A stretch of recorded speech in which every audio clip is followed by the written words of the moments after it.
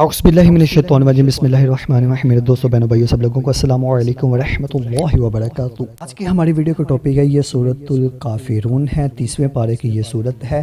اس کی فضیلت اور اس کے وظائف اور اس کے عملیات آپ سب لوگوں کے ساتھ شیئر کروں گا اور یہ بتاؤں گا کہ یہ آپ لوگوں نے کیسے کرنے ہیں اور اس کے بے حد فائدے حاصل ہوں گے۔ ویڈیو کی طرف بڑھنے سے پہلے آپ میرے چینل کو سبسکرائب کر دیں، گھنٹی کے بیل کو پریس کر دیں تاکہ میں نئے آنے والی ویڈیو سب سے پہلے آپ کو ملے۔ اس سورت پاک سورۃ الکافرون، اس سورت پاک کا ہمیشہ پڑھنا کفر اور نفاق سے دل اور دماغ محفوظ رہتا ہے اور خاتمہ بالخیر ہونے کی امید ہوتی ہے۔ نمبر 2، حضور پاک صلی اللہ علیہ وآلہ وسلم فجر کی سنتوں کی پہلی رکعت میں یہ سورت اور دوسری میں قل هو اللہ احد سورۃ الاخلاص پڑھا کرتے تھے۔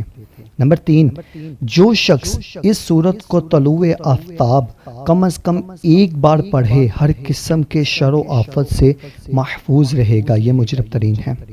نمبر 4، ترمذی شریف میں لکھا ہوا ہے کہ اس سورت کا ایک بار پڑھنا چوتھائی قرآن کی تلاوت کے برابر ہے۔ نمبر 5، اگر کوئی اتوار کے دن سورج نکلنے کے وقت اس سورت کو 10 بار پڑھ کر اپنی حاجت کے لیے اللہ سے دعا کرے تو اللہ اس کی حاجت، اس کی مراد پوری کرے گا انشاءاللہ۔